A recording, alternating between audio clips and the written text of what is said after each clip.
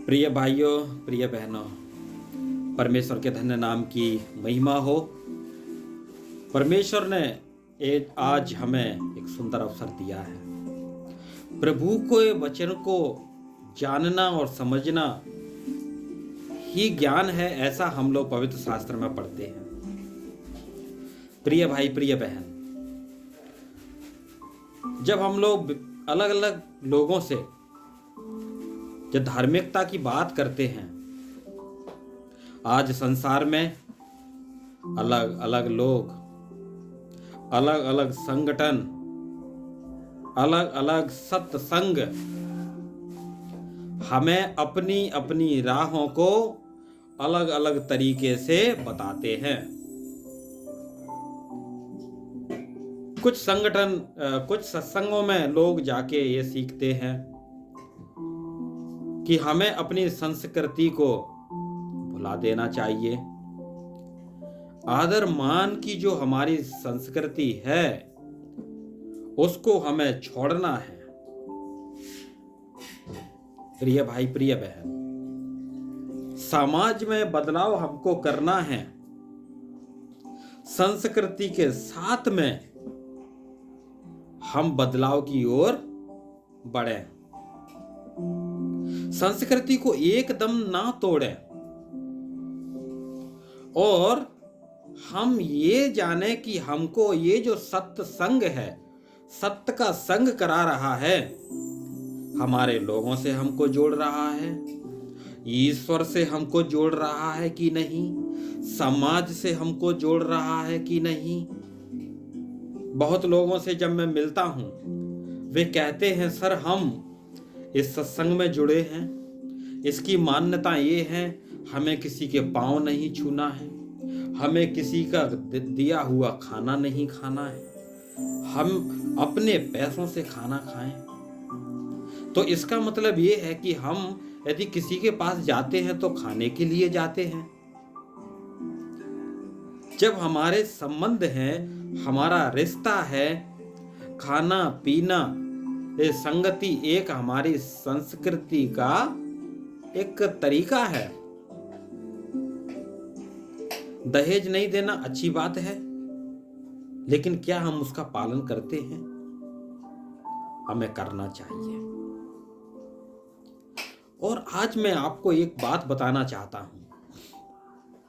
दुनिया के तमाम जितने भी सत्संग चल रहे हैं, आप उनसे जुड़िए, लेकिन एक बात का ध्यान रखिए, क्या वो सत्संग आपको सत्यता की ओर ले जा रहा है? क्या वो सत्संग आपके अपने रिश्तेदारों से आपको जोड़ रहा है? क्या वो सत्संग आपको समाज से जोड़ रहा है? क्या वो सत्संग आपको ईश्वर से जोड़ रहा है? बाइबल का एक वचन मुझे याद आता है कि परमेश्वर ने जगत से ऐसा प्रेम रखा। एक प्रेमी परमेश्वर मेरा संबंध मेरे समाज से, मेरे रिश्तेदार से कैसे तोड़ सकते हैं?